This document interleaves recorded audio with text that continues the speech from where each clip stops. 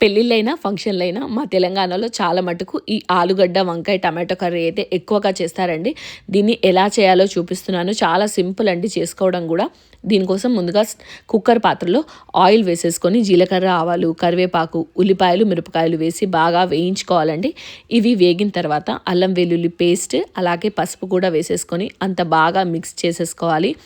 తర్వాత నేను ఇక్కడ పావు కేజీ తెల్ల వంకాయల్ని ఇలా ముక్కలుగా కట్ చేసుకున్నాను. అలాగే పావు కేజీ వరకు ఆలుగడ్డలు కూడా పొట్టు తీసి చిన్న ముక్కలుగా కట్ చేసి వేసుకొని దాంట్లో ఉప్పు వేసి కొద్దిగా కాజు వేసుకున్నానండి.